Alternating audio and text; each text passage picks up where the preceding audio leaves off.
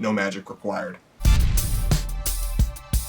Alright, we're going to jump right in. So, I started by priming the model with Badger Stynel Res Gray, nice neutral tone. We're going to throw some Rakarth Flesh onto our wet palette and get started.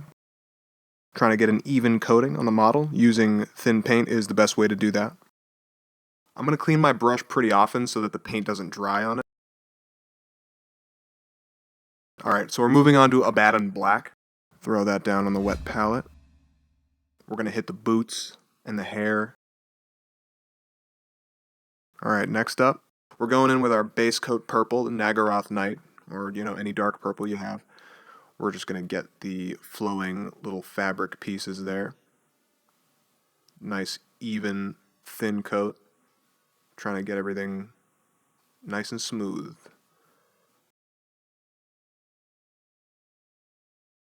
Alright, moving on to Rhinox Hide. We're going to use that on her magical staff. So we're just going to do some nice, smooth, swooping brush movements. Trying to get that paint nice and even. Trying to be careful not to get any brown on the purple we just established up there. This is what I call blocking in all the colors. It's where you establish a base coat on all the major areas of the model so that you know what you're building up. Next up, we're going in with Retributor Armor to hit all of those metal parts. Probably going to need to do a couple of coats of this because I did put it on the wet palette and it is pretty thin.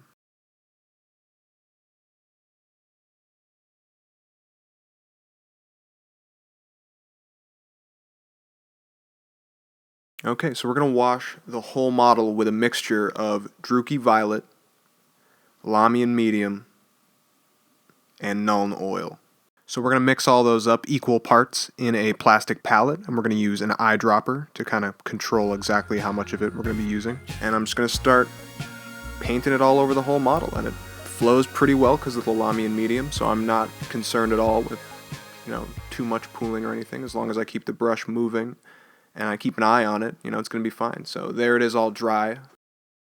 30, 40 minutes later. She's looking really good.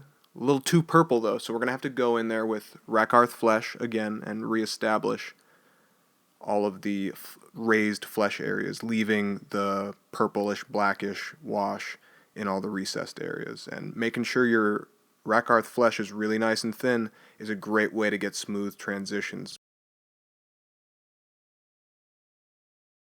Trying to just establish everywhere that's going to need a highlight, and then we'll go back in and kind of smooth it out with thin paint. I like to progressively thin my paint more and more as I build up layers. So there she is, all done. I've gotten pretty much everywhere. She's looking pretty good. We're going to go in there with some Xerius Purple. Alright, so I'm still using the size 2 brush. I'm not that concerned. It's, the paint is thin. I'm still using the wet palette here, so I'm not, any kind of mistake is super easy to clean up. Big benefit of using a wet palette. We're just leaving the deepest areas where the purple wash settled the best, and we're trying to get a nice smooth transition from those raised areas down to kind of the edge of those darker shaded areas. This technique is how you're going to get as close as possible to the airbrush look without an airbrush. So we're just going to create a 2-to-1 mix of Pallid Witch Flesh to Rakarth Flesh, and we're going to do some highlighting with that. Pretty much going to be a 50-50 mix. I'm not too concerned about the proportion. I'm just trying to make sure it's Rakarth Flesh with a little bit of Pallid Witch Flesh in there to lighten it up. So we'll see how much we end up using. Just swirl it around with our brush. It's looking pretty good. Add a little bit more. And yeah, something like that is basically what we're looking for. Just something brighter that we can hit more raised areas with. Give it that dimension. So we'll go through to all these shoulder areas, top of the face, under the eye. We're just going to establish where our highlights are going to be. And they're pretty rough at this point, but I'm going to go back in and smooth them all out with thinned down paint. I'm trying to make the face the lightest part of the model so that your eye gets drawn there. I don't know how successful I end up being with it, but, that's what I'm going for. Just making sure there's not too much paint on the brush, and we're doing pretty well. Alright, so we're going to use Genestealer Purple next, and we're going to hit all those raised areas on the fabric. Basically going to thin the paint a little bit more than we have been, just to try to get the smoothest possible transition so we don't have solid division lines between our colors. All right, next we're going to highlight that hair with a dark gray. So Mechanicus standard gray is what I'm going to use. We're just going to, keep in the size 2 brush, we're just going to use the brush flat against those raised details and just throw the paint on there. I'm not even concerned about it. Not worried at all. Just throwing the paint on there. I know that we're going to use a black wash later.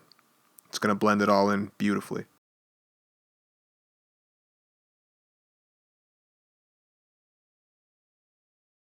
Get the top of the hair there, just where the light would catch. All right. So now we're going to just use some straight Druchii Violet, kind of like a glaze, to kind of blend in everything on the purple fabric. Not too strong, not straight up using it as a wash to shade it. I'm just trying to glaze those highlights. But it's going to bring everything down, so we're going to have to go in and do even more successive highlighting to really bring that out. So here we are hitting that hair with the Nuln Oil, just like I said. Any kind of black wash, Army Painter, I think Dark Tone would be the one. So now we're going in with Pallid Witch Flesh. We're just going to hit all those raised areas with just pure Pallid Witch Flesh, thin down on our wet palette.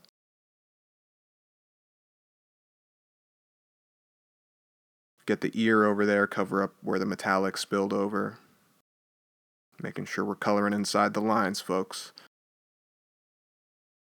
Get the other ear there. Get the fingers, not too concerned about it, just trying to get all these raised edges, anything that resembles an edge. I'm going to throw some of this on there. Okay, Liberator Gold is what we're going to use to highlight the armored pieces. We're just going to hit the tip of the breastplate there. We're going to hit it on the edges of the bottom of the breastplate. We're going to hit that little abdomen armor, that little belt buckle she's got going on. We're going to hit the bottom of the staff there. I noticed there's like a little metal piece on there, it seems, so I'm going to hit that with the same color, and we'll highlight the edges of her little tiara. It's coming together. It's looking pretty good at this point. She's basically a tabletop standard at this point. A lot of people would be happy with it there, but we're going to go a little further with the highlighting. We're going to mix Genestealer Purple with Pink Horror, keep it nice and thin, and we're going to hit all the edges with that.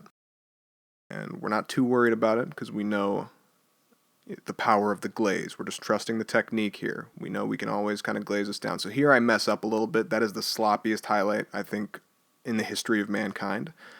So I'm just hitting that with some super watered down Xerius purple. I'm going back down one step to a darker purple. I'm thinning it down like 3 parts water to 1 part paint, and I'm hitting all of the fabric areas with that. And it's really beautifully blending in all that sloppy highlighting work I did. Alright, so we're going to hit the eyes. We're going to our 000 brush, and we're just going to dot those eyes with Lothern Blue. And here I'm about to mess up again, just to show you guys the power of going back and fixing stuff. So we just slopped it all right in there, got it all over the nose. So I'm going to get Pallid Witch Flesh on my brush, and we're going to just hit the nose again with that to cover up the sloppy blue from the eye.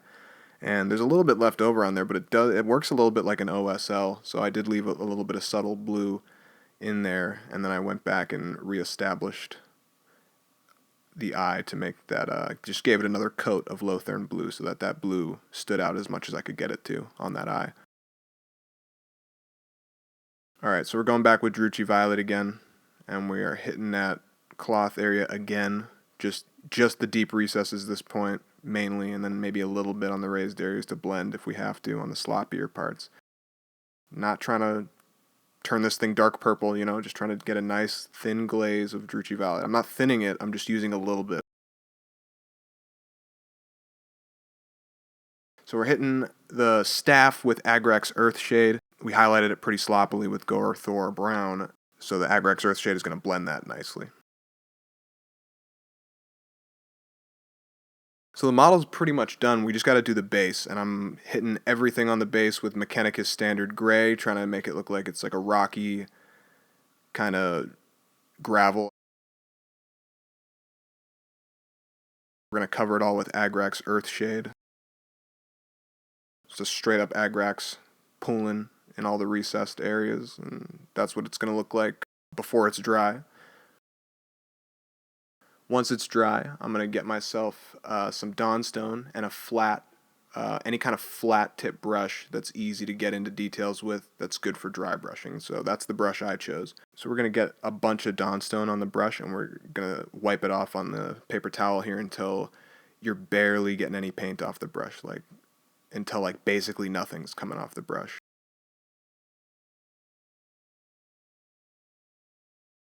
And you're definitely seeing that the pigment worked its way into the bristles, and we're getting a nice even dry brush going on.